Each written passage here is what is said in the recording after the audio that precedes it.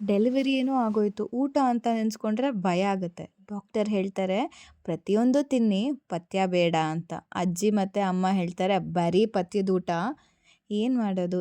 ಈ ಜನ್ರೇಷನ್ ಅಮ್ಮಂದಿರು ನಮಗೊಂಥರ confusion. So ಏನು ಮಾಡಬೇಕು ಅಂದರೆ ಬ್ಯಾಲೆನ್ಸ್ ಮಾಡಬೇಕು. ಆ ಜನ್ರೇಷನಲ್ಲಿ ಏನಕ್ಕೆ ಪ್ರತಿಯೊಂದು ಅದು ಬೇಡ, ಇದು ಬೇಡ ಅಂತಿದ್ರು ಅಂತ ಕೇಳಿ ತಿಳ್ಕೊಳ್ಳಿ.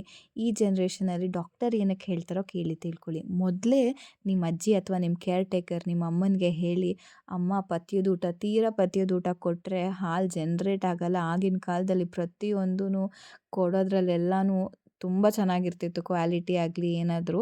ಈ ಕಾಲದಲ್ಲಿ ಪ್ರತಿಯೊಂದು ನಮಗೆ ಕೆಮಿಕಲ್ಸಲ್ಲೇ ಸಿಗುತ್ತೆ. ಸೊ ನಾವು ಸಮೇತ ಕಾಲಕ್ಕೆ ತಕ್ಕಂತೆ ಬದಲಾಗಬೇಕಲ್ವಾ?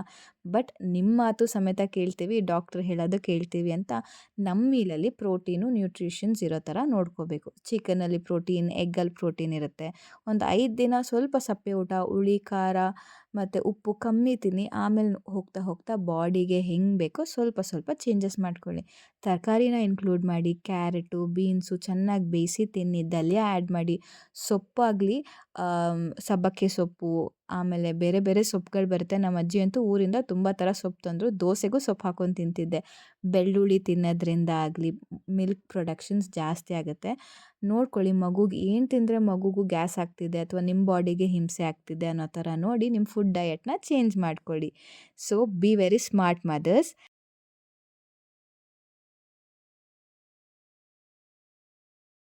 ಥ್ಯಾಂಕ್ಸ್ ಹೇಳಬೇಕು ನನ್ನ ಹೊಸ ಫಾಲೋವರ್ಸ್ಗೆ.